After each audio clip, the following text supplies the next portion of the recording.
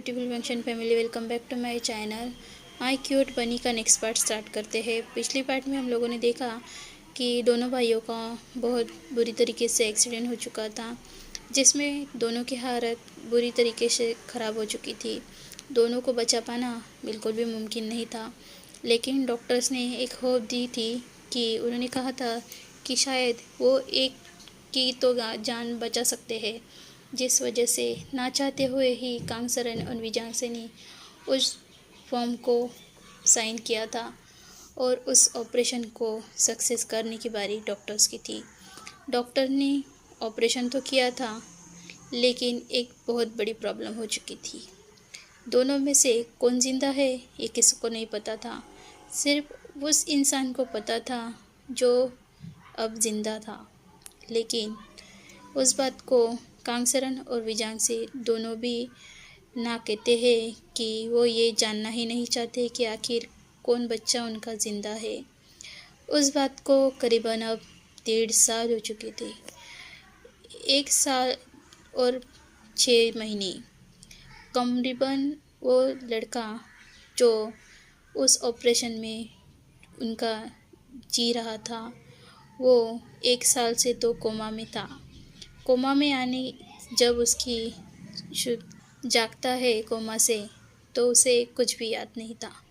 उसे तो ये तक याद नहीं था कि वो अपने भाई को लेने के लिए गया था और या अमेरिका में था। उसे कुछ नहीं समझ में आता।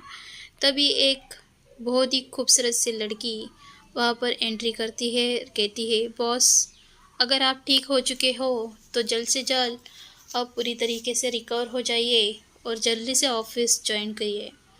वो लड़की थी बहुत ही खूबसूरत लड़की, शॉर्ट स्कर्ट्स और वाइट शर्ट्स के साथ वो अंदर एंट्री कर चुकी थी। उसके करीबन 2 ऊपर के बटन खुले थे। मिस स्वीटी, क्या आप लोग समझ में नहीं आता कि मैंने क्या कहा था? अब प्रॉपर कपड़े पहन के आया करें। मुझे इस तरह के कपड़े पहने हुए लड़कियां बिल्कुल भी पसंद नहीं है। और एक बात, जल्द से जल्द पूरी पूरी फैमिली मुझे उस जगह पर चाहिए। वो यस बॉस कहती है और डोर से बाहर चली जाती है। वो गुस्से से अपने पैर पटकती है और कहती है, मैंने कितनी बार तुम्हें सेड्यूस करने के बारे में सोचा, लेकिन तुम हो को मुझसे पटते ही नहीं। और वो पैर पटकते हुए अपने काम के लिए चली जाती है। इधर वो इंसान जो अब ठीक हो चुका था, वो बिस्तर से खड़ा होता है और कहता है, अब अब मैं क्या करूं? मुझे कुछ समझ भी नहीं आ रहा। मैं अपनी ज़िंदगी पूरी तरीके से अब बदलने वाला हूँ। और वो एक गहरी आह भरता है और हंसता है। इसका मतलब था कि वो इंसान कुछ भुला तो नहीं है, लेकिन वो कुछ छुपाने की कोशिश ज़रूर कर रहा है। तो आगे देखते हैं कि वो क्या छुपाने की कोशिश कर रहा है। तभी डोर फिर से ओपन होता है और चेंग अंदर आता है और कहता है, भाई क्या तुम ठीक हो? और तुमने अभी क्या डिसाइड किया है? वो कहता है, चलो हम लोग अमेरिका चलते हैं, हम वहाँ पर रहेंगे। चेंग कहता है, क्या? तुमने ये कब डिसाइड किया? मैंने ये अपने उठने के बाद ही डिसाइड किया है कि हम लोग वहाँ चले जाएंगे। हमें वहाँ का बहुत सा काम अभी सुलझाना बाकी है। तो चलो जल्दी से माँ पापा और अंकल आंटी को सबको कह दो कि हम अमेरिका जाएंगे। शीजे को भी कह दो हमारे साथ, हमारी शीजे भी हमारे साथ ही रहेंगी। चैंग कहता है, क्या? लेकिन यूचेन इस बात से राज़ी होगा? वो पीकॉक तुम्हें तो पता है ना। तुम इसकी बात की चिंता मत करो, बस उसे कॉल करो और मेरे पास भेज दो, हम वहाँ पर चले जाएंगे। चैंग नोट करता है और वहाँ से जल्दी से चला जाता है। करीबन 2 दिन बाद उनकी फ़्लाइट थी। डॉक्टर्स ने उसे मना तो किया था, लेकिन उन्होंने कहा कि हम अच्छे तरीके से एक डॉक्टर्स की टीम आप हमारे साथ भेज दो। जब हमें पता चलेगा कि हम ठीक तरीके से वहाँ पर हो चुके हैं, यानी कि हम वहाँ पहुँच चुके हैं, तो आपकी टीम आपके पास वापस लौट आएंगी। डॉक्टर नोट करता है और उनकी एक टीम यानी कि 2-3 डॉक्टर सान के साथ भेजने के बारे में सोचते हैं। जान ने उठने के बाद अपने आप को जान ही बताया था, जिस वजह से सब लोगों को ऐसा लगता था कि अजान उनकी दुनिया में अब नहीं है, तो रोते हैं। लेकिन एक बात थी, कभी कभी वो जान बनता था तो कभी अजान बनता था। इस दोनों के कैरेक्टर में उसे देखकर सब लोग शॉक होते थे, क्योंकि समझना बिल्कुल भी पॉसिबल ही नहीं था, कभी वो जान था या अजान, मानो दोनों की आत्मा उसके अंदर मौजूद हो। अब ये कैसे था, यह आगे जाके हमें पता चलेगा। सब लोग रेडी थे, 2 दिन बाद उनकी फ़्लाइट थी, तो एयरपोर्ट पर थे। एयरपोर्ट पर सब लोग उनका इंतज़ार कर रहे थे। जहान जो चेयर पर था, क्योंकि डॉक्टर्स ने उसे चलने फिरने के लिए मनाही की थी, और साथ में डॉक्टर्स भी थे जो उसके साथ में ही थे। सब लोग एयरपोर्ट पर जाते हैं, अपना टिकट पासपोर्ट सब चेक करवाने के बाद वो अंदर चले जाते हैं। प्लेन थोड़ी ही देर में टेक ऑफ होने था। प्लेन में करीबन 14 आवर्स एंड 55 मिनट्स के बाद प्लेन अमेरिका के लिए लैंड होता है। वहाँ पर पहुँचने के बाद सब लोग पूरी तरीके से थक चुके थे। तभी वहाँ पर स्वीटी उनका इंतज़ार कर रही थी। वो 2 दिन पहले ही अमेरिका वापस आ चुकी थी और उसने पूरी तरीके से उनके घर जाने का इंतज़ाम किया हुआ था। उसने सबके लिए कार्स भी ला चुकी थी। सब गाड़ी के अंदर बैठ चुके थे और अब गाड़ी तेज़ी के साथ मेंशन के लिए जा चुकी थी।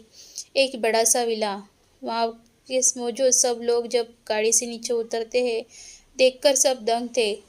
आखिर जान ने ये सब प्रॉपर्टी कब ली, उसके बारे में उन सबको क्यों नहीं पता। वो जान को देखने लगते हैं। जान कहता है, अभी नहीं, हम शांति के साथ सब बातें करेंगे, बस अपने अपने कमरे में जाए और आराम करें, मुझे भी आराम करने की सख्त ज़रूरत है। वो अपने दिल के ऊपर हाथ रखता है और गहरी सांस लेता है और अंदर की ओर उसके लिए मेट्स आते हैं और अंदर चले जाते हैं। वहाँ करीबन 4 डॉक्टर मौजूद थे जो जान का पूरी तरीके से चेकअप करते हैं और उसके बाद जान आराम करने के लिए अपने आँखों को बंद करता है और सो जाता है। अगली सुबह जब सब लोग वहाँ पर थे तो जान को देख रहे थे। जान बस अपना ब्रेकफास्ट कर रहा था, शांति के साथ, ना कोई आवाज़, ना कोई इशारा जिसे बाकी लोग समझ सके। बस वो खाने का इशारा करता है और सब लोग खा लेते हैं। खाने के बाद सब हॉल में इकट्ठा होते हैं। जान उन्हें बताता है, मैं 4 सालों से यहाँ पर सिर्फ पढ़ा ही नहीं, बल्कि एक छोटा सा बिजनेस भी ओपन किया था। वहाँ पर स्टार्टिंग में मुझे बहुत सी प्रॉब्लम का सामना करना पड़ा, लेकिन मैंने इसे बहुत ही अच्छे तरीके से स्टार्टअप किया और मुझे कामयाबी भी अच्छे तरीके से मिली। इसमें मेरे कुछ अच्छे दोस्त थे जिन्होंने मेरे साथ इसमें मेरी मदद की। वो आपको मिलने के लिए जल्दी यहाँ पर आएंगे। बस इतना कह के जान ने अपना कहना समाप्त किया और वहाँ से चला गया। इतना भी नहीं सोचा कि कोई उसके आगे कुछ क्वेश्चन पूछ सके। बस कांगसरान और विजांग से तो अपने बेटे को जाते हुए ही देख सकते थे। फेंगमैन और मैडम यू अपने दोस्तों की हालत देखकर उनके कंधे पर हाथ रखते हैं और कहते हैं, थोड़ा उसको समय दो, आखिर उसने इतनी बड़ी चोट खाई है, उसे कुछ ज़रूरत है। मैडम यू की बातों को सुनते हुए सब लोग नोट करते हैं और अपने अपने कामों में लग जाते हैं। थोड़ी ही देर बाद चेंग के पास एक मेट आती है और कहती है, मास्टर, आपको सर ने ऊपर बुलाया है। चेंग नोट करता है और जान की कमरे की ओर चला जाता है। जान उसका अंदर इंतज़ार कर रहा था। चेंग को देखकर जान कहता है, चेंग, मेरी तबीयत अब तक ठीक नहीं हुई है, तो कुछ दिनों के लिए तुम मेरे आप को संभाल लो। मुझे तुम पर पूरा भरोसा है कि तुम मुझे निराश नहीं करोगे। चेंग कहता है, मगर मुझे इस बारे में कुछ पता नहीं। जान कहता है, मुझे किसी के ऊपर भरोसा नहीं है, सिर्फ तुम ही ऐसे इंसान हो जिसके ऊपर मैं पूरी कंपनी की सारी जिम्मेदारी दे सकता हो। बस कुछ दिनों के लिए, फिर मैं तुम्हारे साथ ऑफिस के लिए चलूँगा। हम दोनों साथ मिलकर कंपनी को हैंडल करेंगे। चेंग नोट करता है और कहता है, ठीक है, मैं तैयार हूँ। जान मुस्कुराता है और कहता है ठीक है, तो चलो कल से तुम ऑफिस जाने के लिए रेडी हो जाओ। आज कुछ शॉपिंग के लिए हम तुम्हें स्वीटी के साथ जाना होगा। चेंग कहता है मैं उसके साथ नहीं जाऊँगा। जान कहता है ठीक है, शीजे को लेके जाना साथ में। अब तो ठीक है। चेंग नोट करता है और कहता है ठीक है। जान अपने कबर्ड में से एक ड्रॉअर में से एक कार्ड निकालता है और चेंग के हाथ में थमा देता है। जो भी शॉपिंग करो इस कार्ड से करो। चेंग उस कार्ड को देखने लगता है और शौक से जान के ऊपर देखने लगता है। वो एक ब्लैक कार्ड था। इसका मतलब था कि जान कोई मामूली चीज़ नहीं था। वो एक बहुत ही बड़ा रिचेस्ट पर्सन था। आखिर 4 सालों में ऐसा क्या हुआ था कि जान इतना बड़ा आदमी हो चुका था। चेंग को कुछ समझ में नहीं आता, लेकिन वो जान से कुछ बातें ना करने के बारे में सोचता है और वहाँ से चला जाता है। नीचे आने के बाद वो सब लोगों को जान के बारे में बताता है कि जान ने उसके क्या कहा। पेमैन और मैडम यू कहते हैं ठीक है, तुम हमें कोई प्रॉब्लम नहीं है, आखिर वो हमारा अच्छा दोस्त भी है। जान एक बहुत ही समझदार और प्यारा बच्चा है। अगर तुम्हें उसकी मदद करने है तो तुम बेहिचक उसकी मदद कर सकते हो, हमें कोई प्रॉब्लम नहीं है। सब लोग नोट करते हैं और वहाँ से चले जाते हैं। इधर स्वीटी अपने दांत पीसती है और कहती है यहाँ पर कोई नहीं था। अब ये सारी पूरी की पूरी फलटन यहाँ पर मौजूद रहती है। मैं अपने बॉस को कैसे सेड्यूस कर सकती हूँ और वो मेरे पासे में कैसे फंस सकता है। वो अपने दांत पीसती है और अपनी मुट्ठी को इकट्ठा करके उसे दबाती है। उसके नाखून उसके स्किन में दब चुके थे, लेकिन उसे कोई मानो फ़र्क नहीं पड़ता था। चेंग उसकी तरफ देखता है और कहता है स्वीटी, तुम्हें हम लोगों को शॉपिंग करने के लिए यहाँ से मॉल में लेकर चले जाना है। स्वीटी नोट करती है और वहाँ से चली जाती है। शाम को करीबन 5 बज चुके थे। सब लोग शॉपिंग के लिए जा चुके थे। सब शॉपिंग करते हैं और ढेर सारी शॉपिंग कर कर घर पर चले आते हैं। इधर जान अकेला घर पर था और डॉक्टर्स की टीम उसके लिए वहाँ पर मौजूद थी, तो जान को कोई परेशानी नहीं थी, जिस वजह से सब लोग उसे घर पर ही रहने देते हैं और वहाँ चले जाते हैं। इधर चेंग और सब लोग शॉपिंग कर रहे थे। तभी एक इंसान स्वीटी को देखकर उसके पास आता है और कहता है स्वीटी, क्या तुम्हारे बॉस यहाँ पर आ चुके हैं?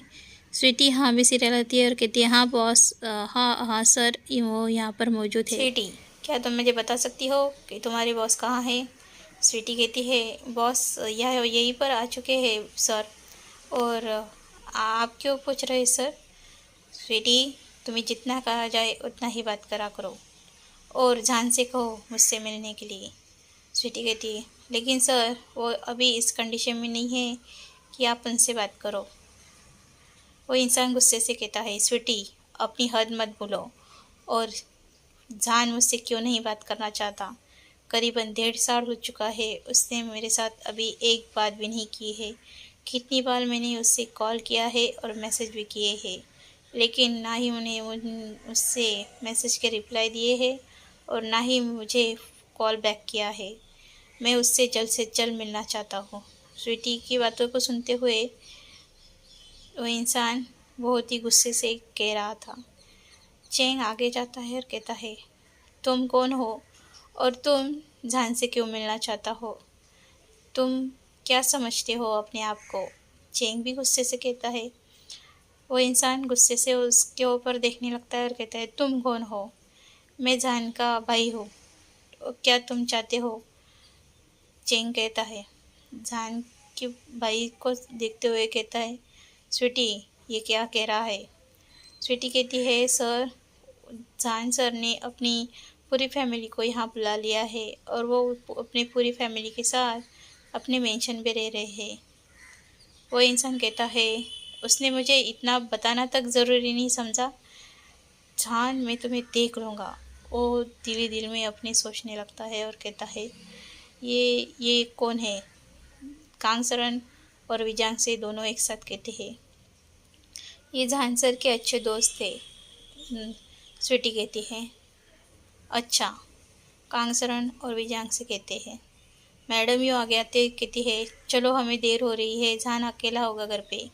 सब लोग वहाँ से चले जाते हैं। स्वीटी भी उनके पीछे जाने लगती है। तभी वो इंसान कहता है, मुझे जल्द से जल्द जान से मिलना है। स्वीटी नोट करती है और कहती है, हाँ सर, मैं उन्हें बता दूंगी, और हड़बड़ाते हुए वहाँ से चली जाती है। इधर वो इंसान उन्हें जाते हुए देखता है और कहता है, जान, आखिर तुम मेरे साथ ऐसा क्यों कर रहे हो? तुम कहाँ हो? इधर जान अपने कमरे में अपने आँखों से बारी बारी पानी गिरते ही जा रहा था।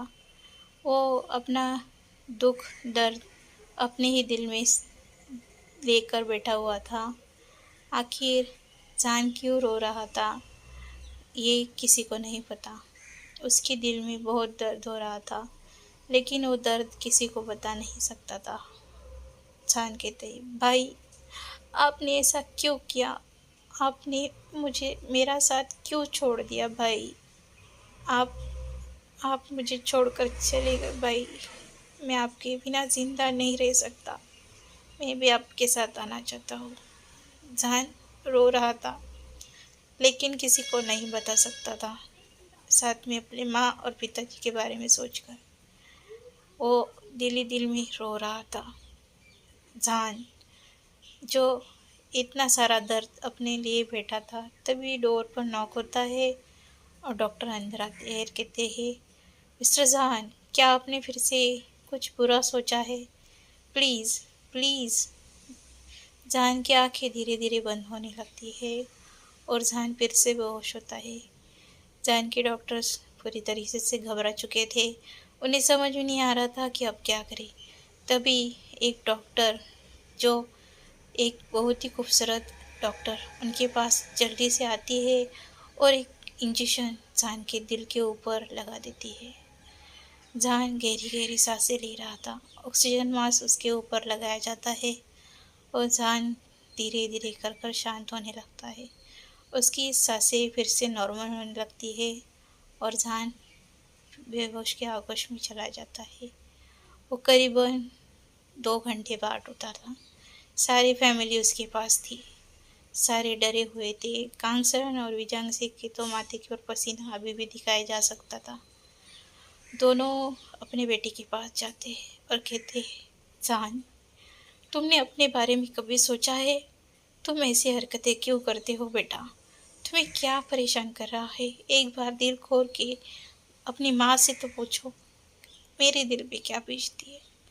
तुमने कभी सोचा है तुम्हारे जाने के बाद मेरा क्या होगा?